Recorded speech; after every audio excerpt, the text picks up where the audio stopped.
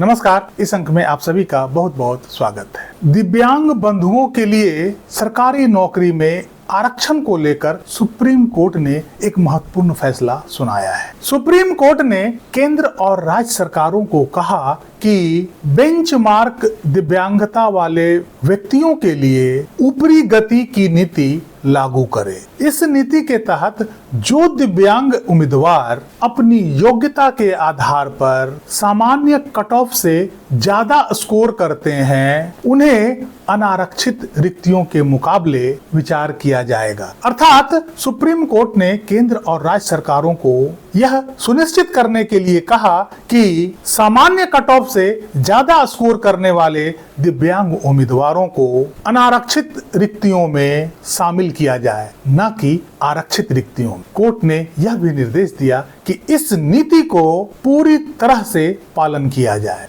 Justice Sunanda भंडारे foundation versus union of India and others, इस याचिका की सुनवाई करते हुए सुप्रीम कोर्ट के जस्टिस विक्रम नाथ और जस्टिस संदीप मेहता की खंडपीठ ने यह आदेश पारित किया। सितंबर 2025 में कोर्ट ने उन दिव्यांग व्यक्तियों को जिन्होंने अनारक्षित श्रेणी के कट ऑफ से ज्यादा स्कोर किया है, उन्हें सामान्य श्रेणी की सीट नहीं दिए जाने पर कोर्ट ने कड़ी नाराजगी जताई और कहा कि ऐसा दृष्टिकोण दिव्यांग व्यक्तियों के अधिकार अधिनियम 2016 के उद्देश्य को विफल करता है। सुप्रीम कोर्ट ने केंद्र सरकार से पूछा कि इसे सुनिश्चित करने के लिए आखिर क्या क्या कदम उठाए गए हैं कि जो दिव्यांग व्यक्ति सामान्य कट ऑफ से ज्यादा अंक स्कोर करते हैं तो उन्हें सामान्य श्रेणी में समायोजित करके ऊपरी गति दी जाए। केंद्र सरकार ने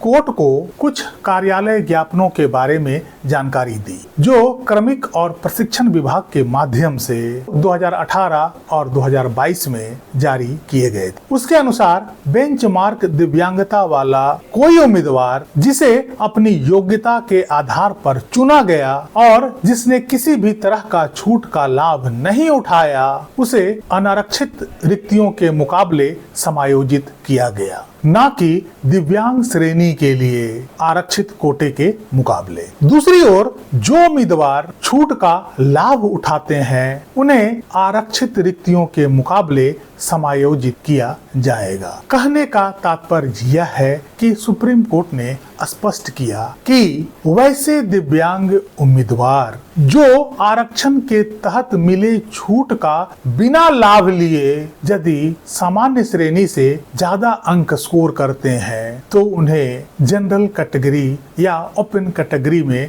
शामिल किया जाना चाहिए, न कि दिव्यांग श्रेणी के आरक्षित कोटे में। और यदि किसी दिव्यांग उम्मीदवार ने आरक्षण के किसी छूट का लाभ लिया हो, जैसे आयु सीमा का छूट, अटेम्प्ट का छूट, ऐसे में उन्हें आरक्षित श्रेणी के अंदर समायोजित किया जाएगा। कोर्ट ने संज्ञान लेते हुए यह टिप्पणी किया कि ये निर्देश सीधी भर्ती और पदोन्नति दोनों पर लागू होते हैं, जिसमें वरिष्ठता, सह योग्यता और चयन आधारित पदोन्नति भी शामिल है, जहां कट ऑफ अंकों, आयु, प्रयासों की संख्या आदि में दी गई छूट को छूट वाला मानक माना जाएगा। वहीं स्क्राइब या अतिरिक्त समय की सुविधा को छूट वाले मानक के रूप में नहीं माना जाएगा। कोर्ट ने आगे कहा कि दिव्यांग उम्मीदवारों के लिए आरक्षण सभी कैटेगरी में हॉरिजॉन्टल तरीके से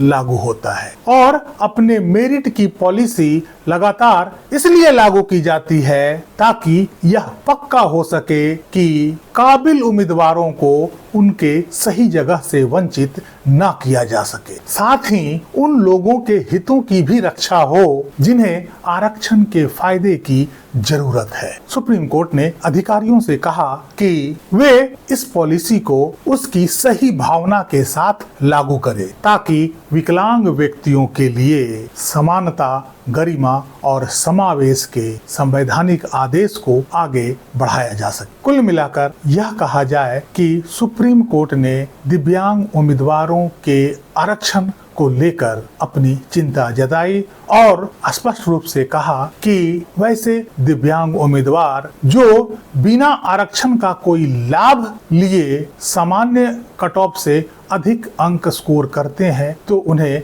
सामान्य श्रेणी में कंसीडर किया जाना चाहिए, न कि आरक्षित श्रेणी में। और केंद्र सरकार, राज्य सरकारों और केंद्र प्रशासित प्रदेशों को इसे कड़ाई से पालन करने का भी दिशा निर्देश जारी किया। इस अंक में यहीं तक। कैसी लगी जानकारी कमेंट करके जरूर बताइएगा। वीडियो को लाइक कीजिएगा, चैनल को सब्सक्राइब कीजिएगा। मिलते हैं अगले अंक में, तब तक के लिए जय हिंद, वंदे मातरम।